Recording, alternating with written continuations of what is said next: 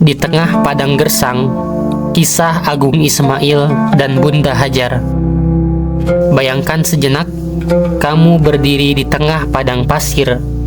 Hanya ada hamparan bebatuan, pasir panas, dan angin yang menyapu wajahmu dengan debu. Tidak ada pohon, tidak ada air, tidak ada manusia. Sunyi, kecuali suara tangisan bayi yang baru lahir. Itulah awal dari salah satu kisah paling menggugah dalam sejarah manusia. Kisah Hajar dan anaknya Ismail alaihissalam.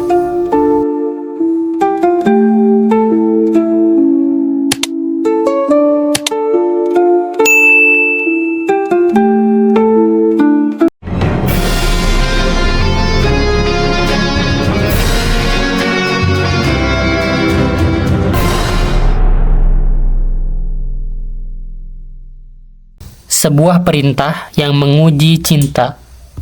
Suatu hari, Nabi Ibrahim alaihissalam menerima perintah dari Allah Subhanahu wa Ta'ala.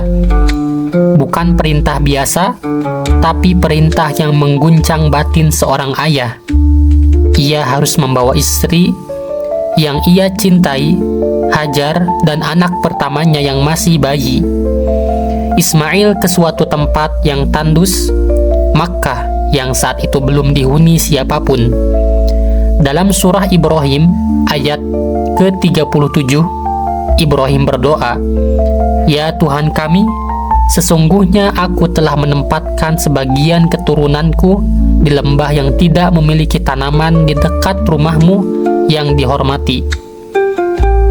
Tempat itu sepi, tidak ada makanan, tidak ada air, tapi Ibrahim alaihissalam harus taat." Hajar tak tahu pasti apa maksud semua ini, tapi ia ikut karena ia percaya pada suaminya, seorang nabi yang tak pernah berbuat zalim.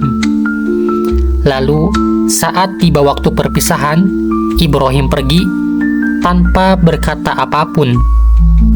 Hajar pun mengejarnya. "Wahai Ibrahim, mau kemana engkau?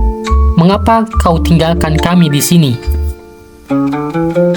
Diam saja, Ibrahim terus melangkah. Hajar mengejar lagi. "Apakah ini perintah dari Tuhanmu?" Ibrahim berhenti, menoleh dan berkata, "Naam, ya." Hajar menarik nafas. Air matanya jatuh, tapi ia berkata dengan keimanan yang luar biasa, "Kalau begitu, Allah tidak akan menyia-nyiakan kami."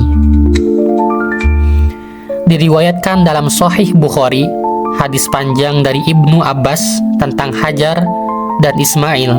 Rasulullah SAW bersabda, Hajar berkata, "Apakah Allah yang memerintahkanmu untuk melakukan ini?" Ibrahim menjawab, "Ya."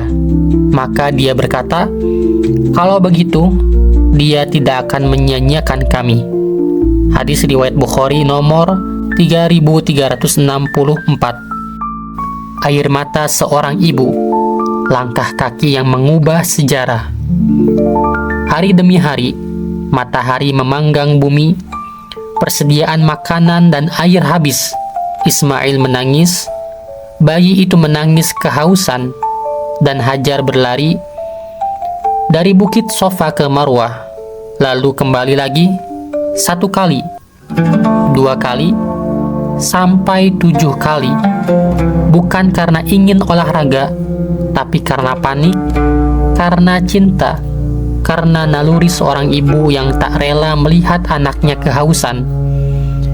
Ia mencari siapa tahu ada manusia, siapa tahu ada air. Di saat ke-7 kalinya, suara muncul dari dekat kaki Ismail. Sebuah air menyembur dari tanah, Zam-zam. Hajar buru-buru menampungnya. Katanya, "Zam-zam, Zam-zam," yang artinya, "Berkumpullah air, berkumpullah air." Rasulullah SAW bersabda dalam Sahih Bukhari, "Semoga Allah merahmati ibu Ismail. Jika saja ia tidak menampung air itu, maka Zam-zam akan menjadi mata air yang mengalir." Hadis riwayat Bukhari nomor 3365. Disinilah Allah menunjukkan bahwa keikhlasan, kepasrahan, dan usaha itu tidak akan pernah sia-sia. Bukit itu sekarang menjadi bagian dari ritual haji, yaitu sa'i antara Safa dan Marwah. Dalam surah Al-Baqarah ayat ke-158, Allah berfirman, sesungguhnya Safa dan Marwah adalah sebagian dari syiar Allah.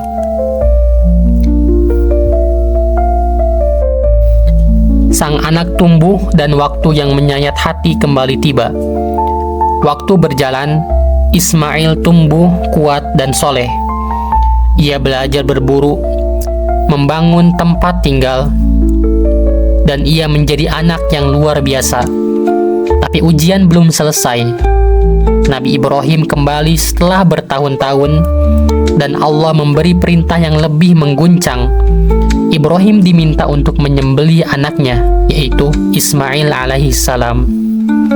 Dalam surah As-Saffat ayat 102 disebutkan, wahai anakku, sesungguhnya aku telah melihat dalam mimpi bahwa aku menyembelihmu, maka pikirkanlah bagaimana pendapatmu.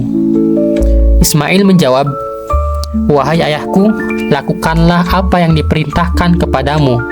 Insya Allah, engkau akan mendapatiku termasuk orang-orang yang sabar. Lihatlah, anak sekecil itu sudah bicara tentang sabar, tentang tunduk pada perintah Allah. Dan Nabi Ibrahim pun mengangkat pisau, tangan gemetar, air mata mengalir. Namun ketika hampir saja dilaksanakan, Allah memanggil, wahai Ibrahim, sungguh kamu telah membenarkan mimpi itu. Dan Allah mengganti Ismail dengan seekor sembelihan yang besar. Dalam tafsir Ibnu Katsir, para ulama menjelaskan bahwa inilah asal mula ibadah kurban, pengorbanan yang dilakukan Nabi Ibrahim dan Nabi Ismail adalah simbol tertinggi dari kepatuhan. Jejak abadi dari ibu dan anak di tanah suci. Nabi Ismail tinggal di Mekah. Ia menjadi bapak dari bangsa Arab. Ia membangun Ka'bah bersama ayahnya. Dalam surah Al-Baqarah ayat ke-127 disebutkan, dan ingatlah ketika Ibrahim meninggikan pondasi-pondasi Baitullah bersama Ismail. Ka'bah, Zamzam, sa'i, haji, semua itu tak lepas dari jejak pengorbanan seorang ibu dan anak. Hajar dan Ismail bukan hanya nama dalam sejarah.